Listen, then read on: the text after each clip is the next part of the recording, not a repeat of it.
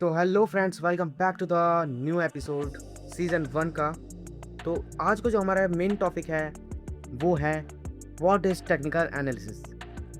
आखिर technical analysis क्या होता है एंड ये बिगनर्स को क्यों सीखना चाहिए एंड इसके अंदर क्या क्या टॉपिक्स आता है, वो मैं आज आपको पूरा रिप्रेजेंट करने वाला हूँ बेसिक टू एडवांस। बने रहे इस वीडियो पर। मैं इस वीडियो में आपको इंडिकेटर से लेके ट्रेंड तक, सपोर्ट रेजिस्टेंस, ब्रेकडाउन ब्रेकआउट, क्या क्या चीज़ें होती है, कैसे काम करता है कैसे नहीं, मैं आज आपको बिल्कुल रिप्रेजेंट करने वाला हूँ, बिल्कुल साफ साफ एक बिगनर की तरह। क्योंकि मैं भी जब बिगनर था तो मैंने भी इसके अंदर कुछ कॉमन मिस्टेक्स करी थी, तो मैं अपना आपके साथ अपना एक्सपीरियंस भी शेयर करूँगा, वो मिस्टेक्स आप नहीं कर पाएँ एंड अपना ग्रोथ में आगे बढ़ें। तो चलते हैं।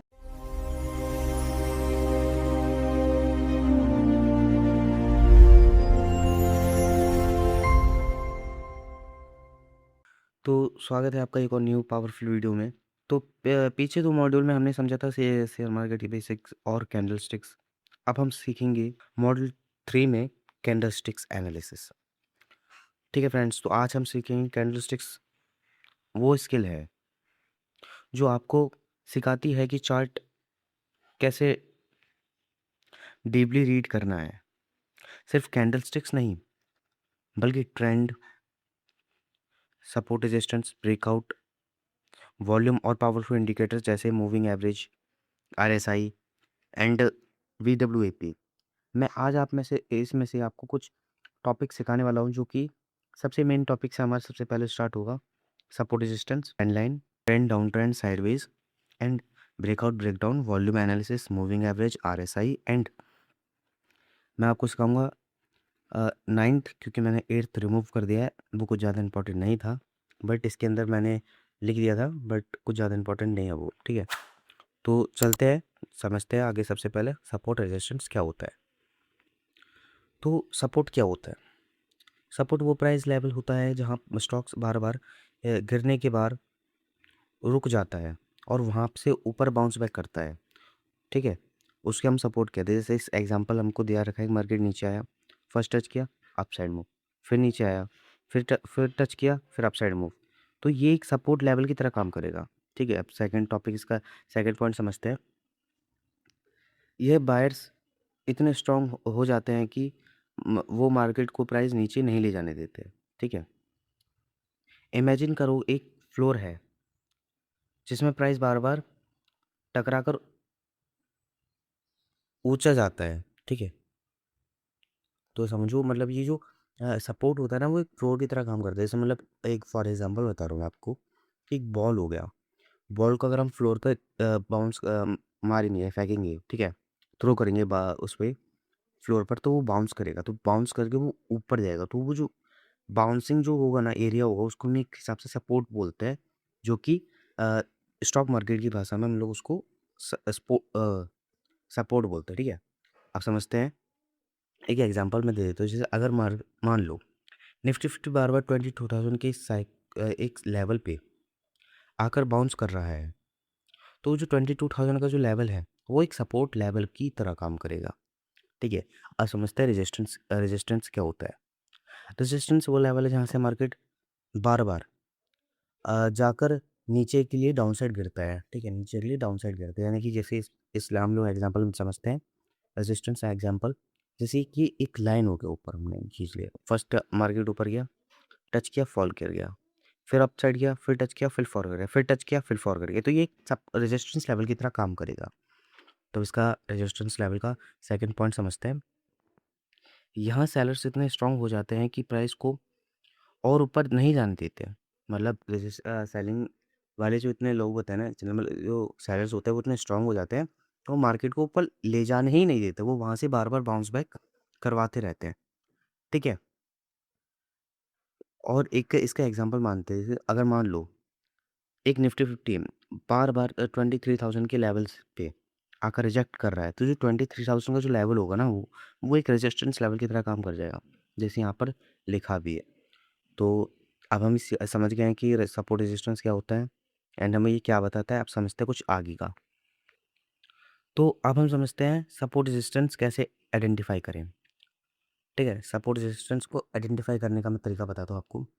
चार्ट पे वो प्राइस लेवल ढूंढो जहाँ पीछे जहाँ प्राइस ने मल्टीपल टाइम्स बार रिजेक्ट दिया हो, कम से कम 2 से 3 बार। मतलब मान लो जैसे जो आपने पीछे अभी देखा था, हम लोगों ने समझा था, जैसे मार्केट ने सपोर्ट पर आया तो उसने 3 बार बाउंस बैक किया ना, तो वो एक सपोर्ट की तरह काम करेगा। 2 से 3 मतलब 2 बार मल्टीपल मिनिमम टच होना चाहिए, थर्ड टच थर्ड पॉइंट से हम लोग बाइंग कर सकते हैं वहाँ पर, ठीक है। जितनी बार प्राइस उस लेवल पर रिजेक्ट करेगा वो लेवल उतना ही स्ट्रांग होता है, ठीक है। ये बात याद रखना, जितनी बार उसने मार्केट ने टच किया है उस लेवल को वो उतना ही स्ट्रांग होता है काफ़ी, ठीक है। अब हम समझेंगे रोली रिवर्सल, ठीक है। बहुत इंपॉर्टेंट कॉन्सेप्ट। मतलब जब रेजिस्टेंस ब्रेकआउट हो जाता है फ्यूचर में सपोर्ट बन जाता है, मतलब जैसे ही ब्रेकआउट हो वो सपोर्ट की तरह काम करेगा, ठीक है, क्योंकि अब वो नीचे आ गया, मार्केट के नीचे आ गया। जो पहले मार्केट के ऊपर था अगर वो ब्रेक हो जाता है ना, जैसे मान लो रेजिस्टेंस था वो मार्केट के पहले ऊपर था, वो रेजिस्टेंस की तरह काम करेगा। जैसे मान लो अभी हम यहाँ पर नीचे एक फ्लोर पर खड़े हैं, हमारे ऊपर छत है। अब हम जैसे ही जीने से चढ़ के छत पर जाते हैं, ठीक है, तो वो हमारे लिए क्या हो जाएगा, एक ज़मीन हो जाएगी। हम उसको वो नहीं बोलेंगे कि भाई ये छत है, वो एक ज़मीन हो जाएगी। तो ऐसे ही स्टॉक मार्केट के अंदर होता है कि अगर रेजिस्टेंस लेवल ब्रेक हो जाता है वो एक ज़मीन की तरह काम करता है, एक सपोर्ट की तरह काम करता है। एंड सेम उल्टा, जब मार्केट सपोर्ट ब्रेक करता है तो वो एक रेजिस्टेंस की तरह काम करता है। इसको हम रोली रिवर्स कहते हैं, ठीक है। यहाँ पर आप लोग एग्जांपल देख सकते हैं।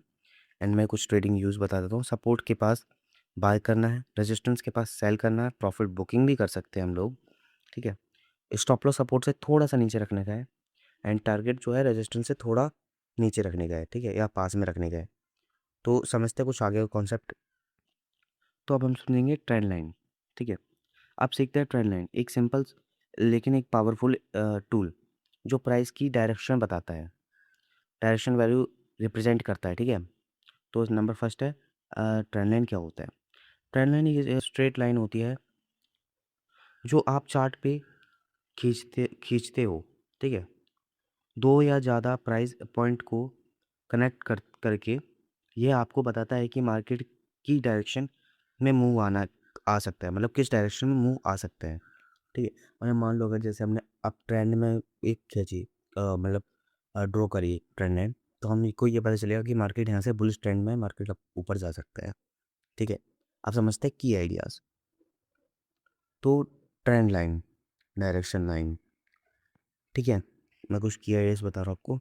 डायरेक्शन दिखाता है, सपोर्ट रेजिस्टेंस की तरह भी काम करता है, वो सपोर्ट रेजिस्टेंस की तरह काम करता है, ये बात आप हमेशा आप लोग याद रखना।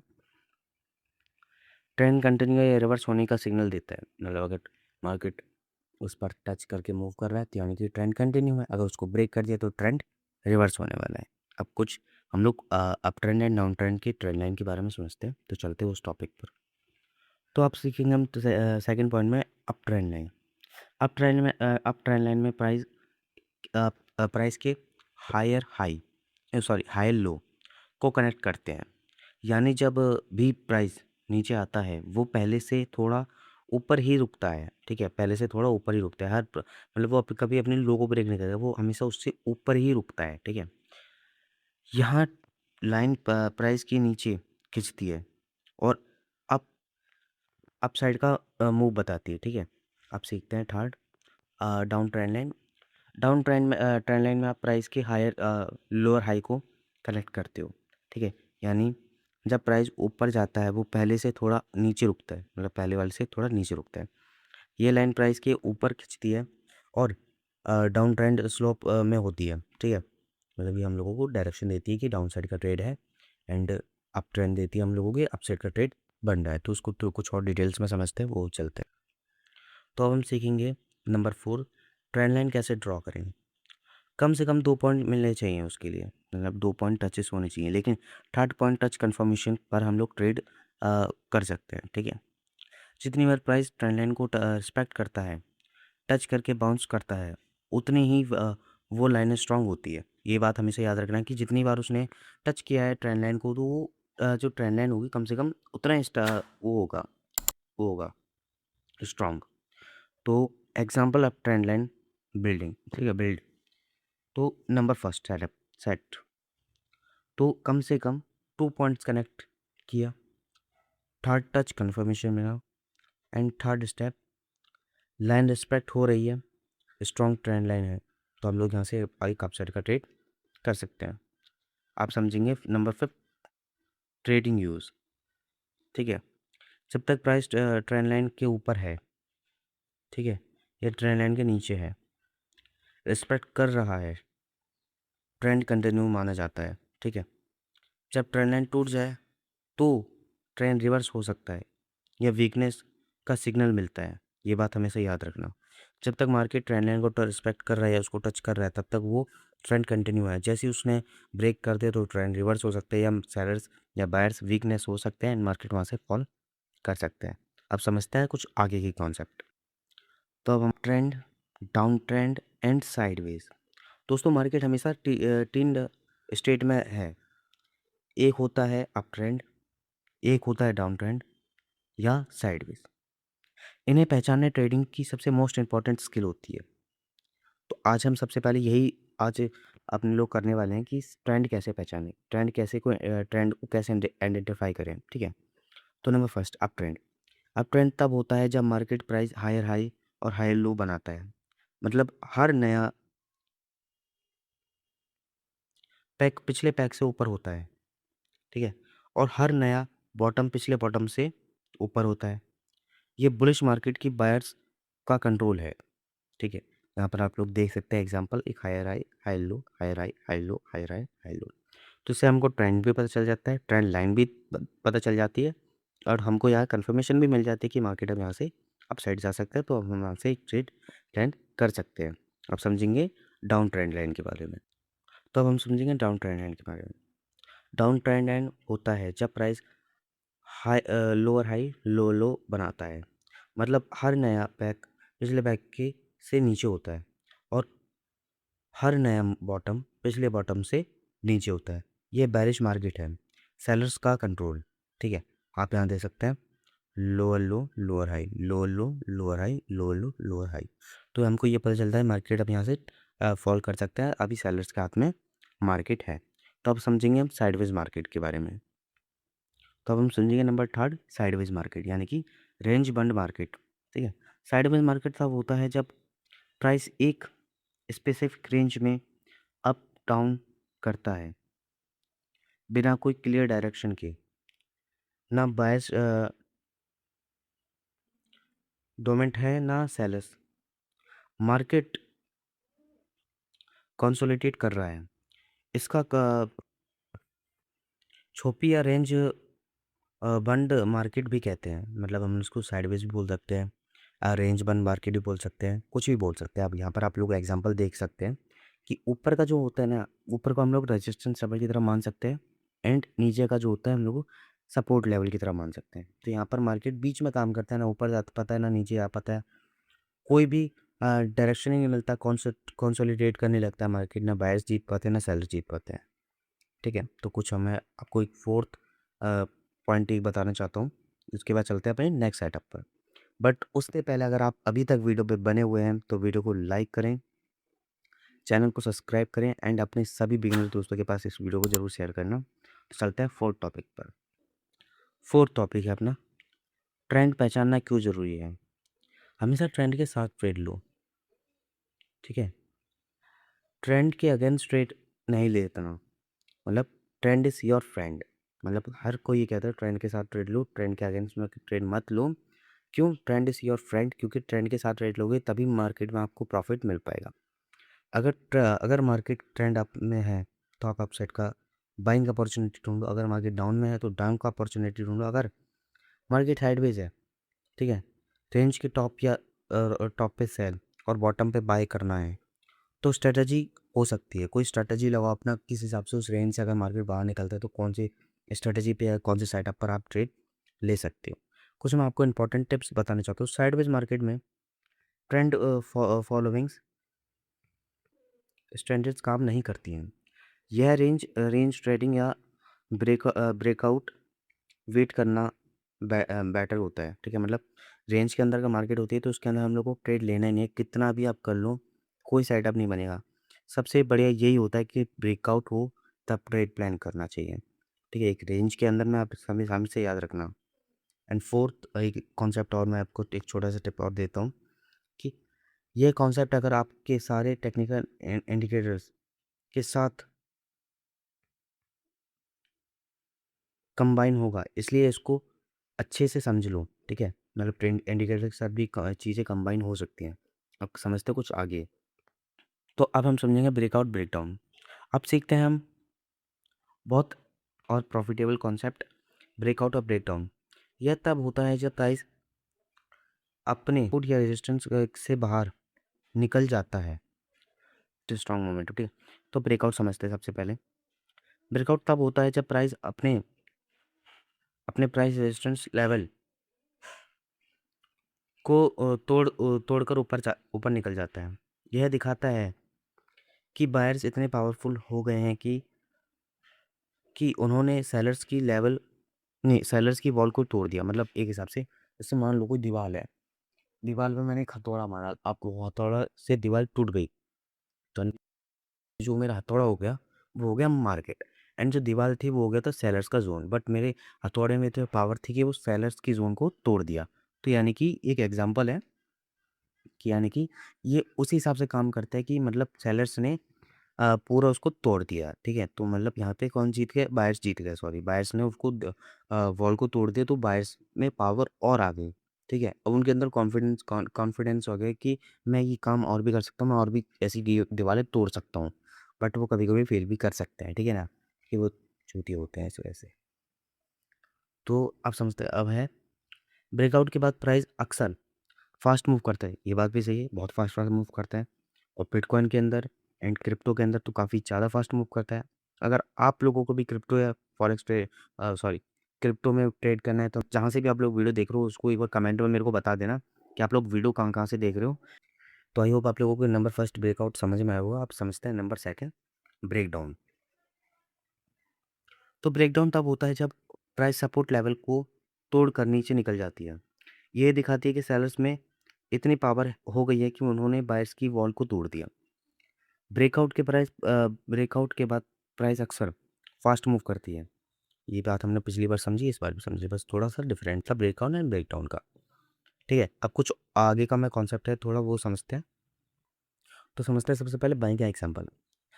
अगर कोई स्टॉक्स 500 रेजिस्टेंस पे बार बार आता है और एक दिन हाई वॉल्यूम के साथ 510 पे क्लोज हो गया, तो ये ब्रेकआउट है, ठीक है? मतलब टच करता रहा, बट एक बार उसने ब्रेकआउट कर दिया हाई वॉल्यूम के साथ, तो वो हम लोगों को वॉल्यूम जो होगा ना, कंफर्म होगा कि हाँ भाई ये वॉल्यूम अच्छा था एंड ब्रेकआउट हुआ, तो ये मूव अपसाइड कर सकते हैं। मतलब कोई कोई मूव ऐसा होता है कि जो कि फेक मूव होता है, फेक फेक ब्रेकआउट होता है। वो भी हम सीखेंगे फेक फेक ब्रेकआउट से कैसे बचना है, उनको उसको कैसे आइडेंटिफाई करना है। अब हमारा आता है, हम लोग डाउन साइड का एग्जाम्पल लेते हैं। अगर कोई स्टॉक्स 300 सपोर्ट पे बार बार आकर आ रहा था, ठीक है? और एक दिन हाई वॉल्यूम के साथ 290 पे क्लोज कर दिया, तो ये एक ब्रेकआउट होगा। जैसे मान लो फर्स्ट टच, सेकंड टच, ऐसे मतलब टच करता रहा, ठीक है? 300 पे, लेकिन उसने ब्रेकआउट करके क्लोज कहाँ पे कर दिया? 290 पे। जो 10 पॉइंट का उसने लॉस खाया था उसने ब्रेकआउट उसके अंदर, तो हमको पता चलेगा कि भाई यहाँ पर ब्रेकआउट ये जेन्युइन है। हम लोग को वॉल्यूम हमेशा वॉल्यूम चेक करना है। अब हम इसके बाद थोड़ा कुछ वॉल्यूम एनालिसिस भी सीखेंगे, वॉल्यूम एनालिसिस कैसे करते हैं, ठीक है? एंड अब सीखेंगे हम लोग ब्रेकआउट ब्रेकडाउन फेलियर के बारे में, एंड उसको कैसे आइडेंटिफाई करें, उससे कैसे बचें। तो चले वो समझते हैं। तो अब हमारा थर्ड कॉन्सेप्ट आता है फेल्स ब्रेकआउट। ध्यान रखना ज़रूरी है, ठीक है? हर ब्रेकआउट जेन्युइन नहीं होता। कभी कभी प्राइस थोड़ी देर के लिए लेवल क्रॉस करती है और फिर वापस अंदर आ जाती है। इसको हम फेक ब्रेकआउट भी बोलते हैं, ठीक है? जैसे मान लो एक रेजिस्टेंस लेवल मार्केट ऊपर गया, ऊपर जैसे ब्रेकआउट किया, लेकिन वो फिर से वापस अंदर आ गया प्राइस के। तो जेन्युइन ब्रेकआउट कैसे पहचान? Number first, volume confirmation. Genuine breakout में वॉल्यूम नॉर्मल से काफ़ी ज़्यादा होती है, मतलब नॉर्मल डेज में, और मतलब नॉर्मल की वर्क करते हुए मार्केट, एंड जब ब्रेकआउट करे तब उस टाइम का मार्केट वॉल्यूम काफ़ी हाई होता है, ठीक है? ये बात हमेशा याद रखना। एंड अब समझते हैं candle closing. Number point two, candle closing. Price को लेवल के ऊपर क्लोज होने चाहिए, ठीक है? सिर्फ विक से टच नहीं करना चाहिए, काफ़ी नहीं, ठीक है? करना काफ़ी नहीं है। ठीक है, यहाँ पर आप देख सकते हैं कैसे-कैसे क्या करना है। And third, retest. अक्सर प्राइस ब्रेकआउट के बाद वापस उस लेवल पे आता है रिटेस्ट करने के लिए, फिर कंटिन्यू करता है। यह एक सेफ एंट्री पॉइंट होता है, ठीक है? ये हमेशा याद रखना कि ब्रेकआउट के बाद वो रिटेस्ट करने ज़रूर आएगा एंड देन मूव करेगा काफ़ी अच्छे से, ठीक है? तब हम समझते हैं वॉल्यूम एनालिसिस। तो दोस्तों, वॉल्यूम एक ऐसा डाटा है जिसे बहुत लोग इग्नोर करते हैं, कर देते हैं। लेकिन ये क्लियरिटी प्राइस से भी ज़्यादा इम्पोर्टेंट है, ठीक है? हो सकता है कभी-कभी चाहिए समझे वॉल्यूम एनालिसिस। ठीक है, तो वॉल्यूम एनालिसिस क्या समझते हैं आप थोड़ा? तो नंबर फर्स्ट है, वॉल्यूम क्या होता है?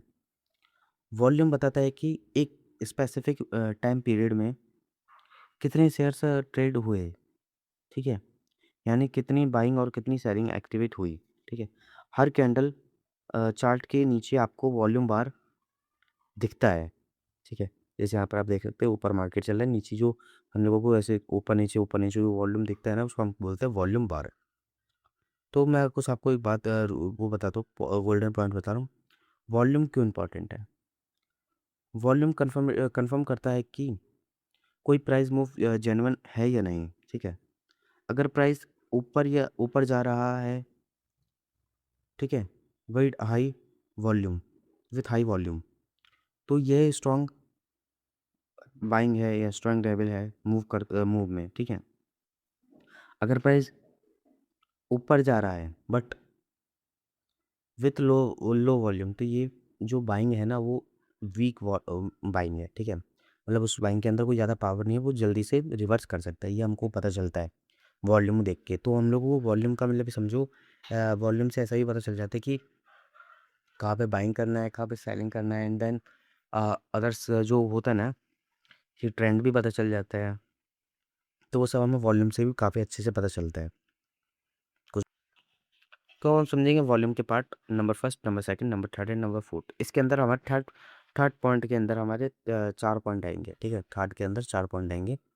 पहला आएगा हाई वॉल्यूम प्राइस अप, फिर आएगा second high volume price down, फिर आएगा लो वॉल्यूम प्राइस अप एंड फिर आएगा फोर्थ लो वॉल्यूम प्राइस डाउन, ठीक है? तो अब समझते हैं पहले, सबसे पहले हाई वॉल्यूम प्राइस अप।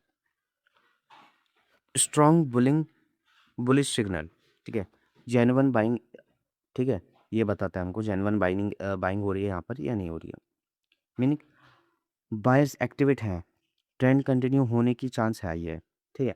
मतलब अगर स्ट्रॉन्ग वॉल्यूम है, यानी कि हाई वॉल्यूम है, प्राइस भी अप जा रहा है, तो हमको को ये पता चलता है कि वॉल्यूम बायर्स यहाँ पर कंट्रोल ले चुके हैं मार्केट का, मार्केट यहाँ से काफ़ी अच्छा मूव कर सकता है। आप समझते हैं second point, high volume price down, ठीक है?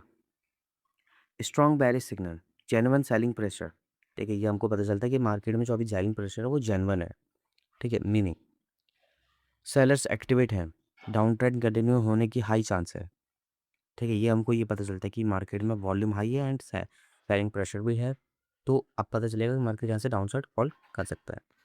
तो अब समझेंगे लो वॉल्यूम, ठीक है?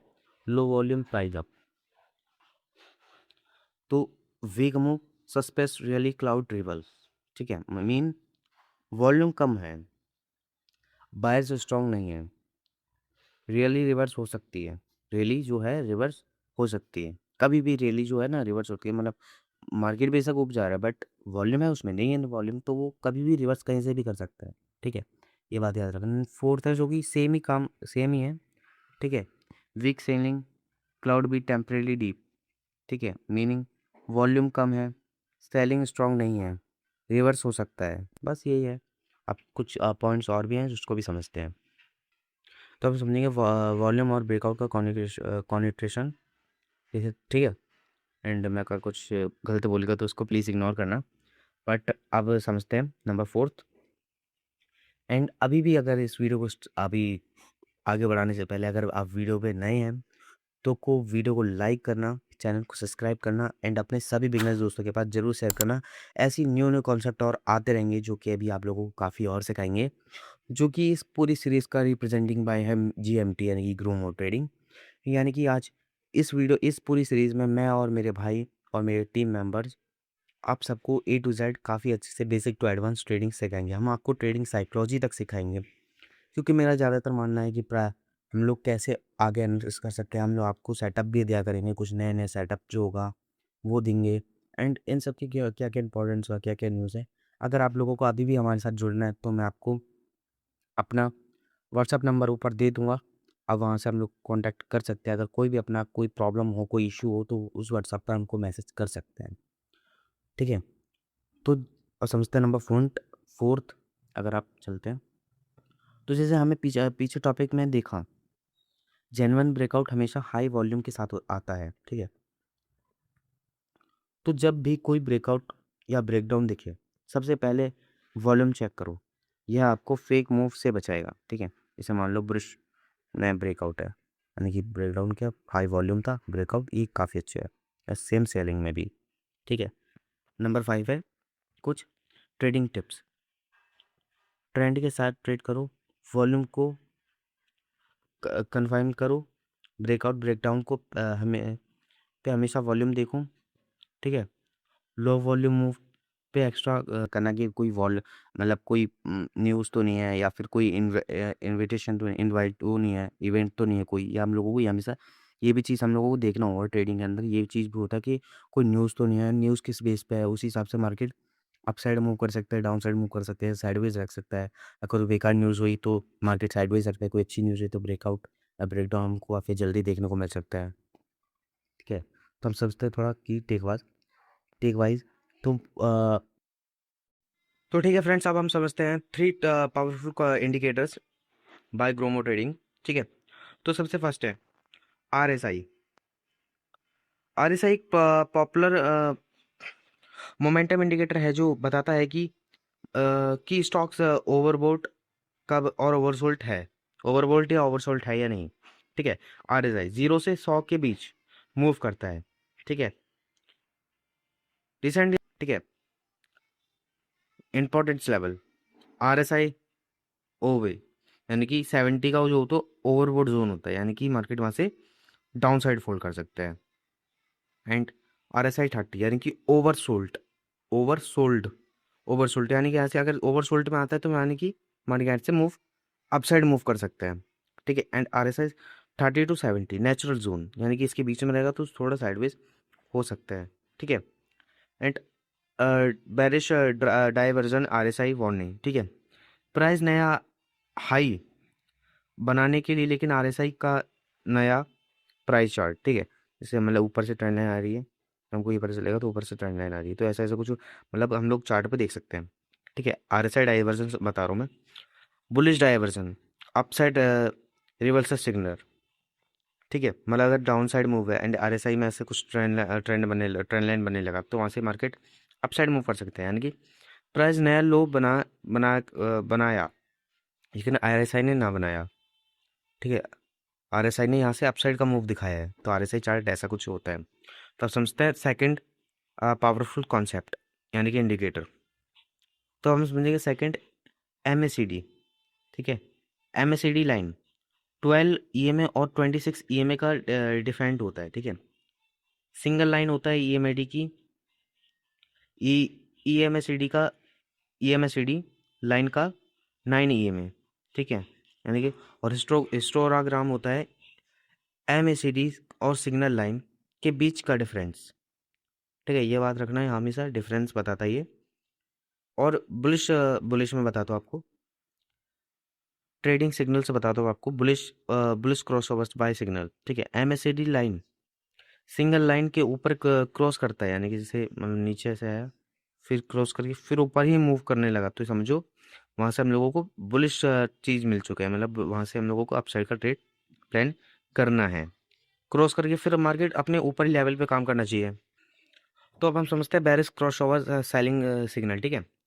एमएससीडी का, तो MSCD line signal single line के नीचे क्रॉस करता है। ठीक है?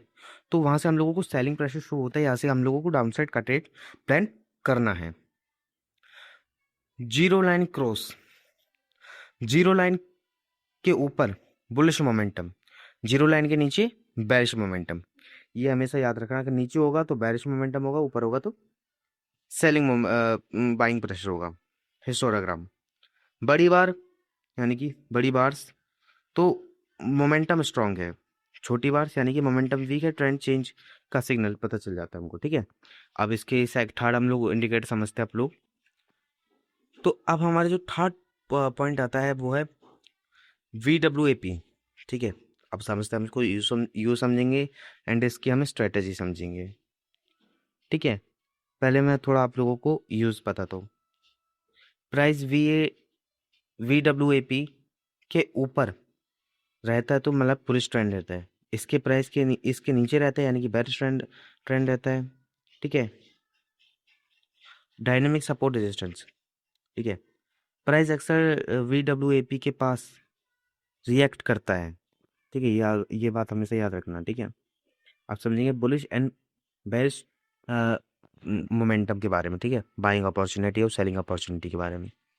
तो प्राइस VWAP के ऊपर हो और पुल बैक के बाद VWAP से ही बाउंस करके करे तो समझो बाइंग अपॉर्चुनिटी है। हम लोगों को फर्स्ट टच करना है, सेकंड टच करना है, थर्ड टच से हम लोगों को अपसाइड का ट्रेड प्लान करना है। एंड सेम सेलिंग साइड में भी प्राइस VWAP के नीचे हो और VWAP से रिजेक्ट हो तो सेलिंग अपॉर्चुनिटी ढूंढना है हम लोगों को, ठीक है।